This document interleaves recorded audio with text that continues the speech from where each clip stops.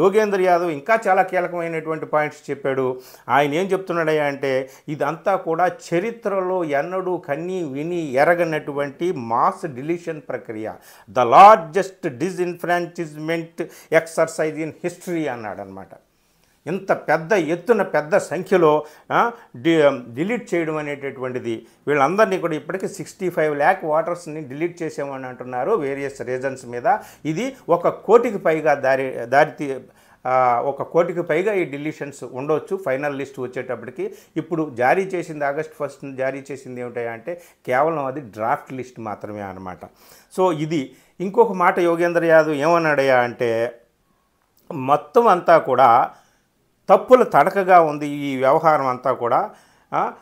ఇప్పుడు ఏది draft list జారీ చేసింది కదా ఎలక్షన్ కమిషన్ August 1st అన్ని మేము డాక్యుమెంట్స్ ఇచ్చేసాం, అది ఇచ్చేసామని చెప్పేసి. సో వీళ్ళు చెప్తున్నది ఏమిటంటే మీరు కరెక్ట్గా జారీ చేస్తే ఒకే ఒక ఉదాహరణ చూపించాడు. చనిపోయిన వాళ్ళని కొంతమంది డిలీట్ చేసామంటున్నారు. అందులో 2 వ్యక్తుల పేర్లు చెప్పాడు, వాళ్ళు బతికే ఉన్నారు కానీ వాళ్ళు చనిపోయారని డిలీట్ చేశారు.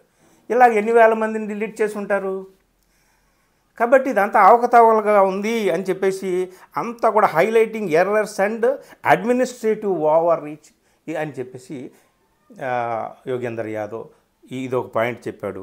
అలాగే ఫైనల్గా ఆయన చెప్పినటువంటి పాయింట్లో చాలా కీలకమైనది ఏమిటంటే మార్జినలైజ్డ్ గ్రూప్స్ టార్గెటెడ్, మొత్తం నిరుపేదలు, నిరక్షరాస్యులు, పొట్ట చేతబట్టుకొని ఎక్కడికో వెళ్ళినటువంటి వాళ్ళు, దళితులు, సామాన్య మానవులు, వీళ్ళందరికీ యొక్క ఓటు హక్కుని హరించేటటువంటి ప్రక్రియ ఇదంతా కూడా అని చెప్పేసి ఇదంతా టోటల్గా SIR into A tool for exclusion rather than inclusion.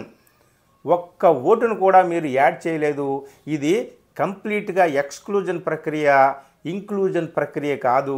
ఎక్కడైనా ఎలక్షన్ కమిషన్ ఏదో కొంతమంది లేరు, చనిపోయారు అదంటే వాళ్ళని తీసేయడము, కొత్తగా వచ్చిన వాళ్ళని ఇంక్లూడ్ చేయడం ఉంటుంది. కానీ ఇంక్లూడ్ అనేటటువంటిది 0 ఎడిషన్స్ అంట ఇందులో.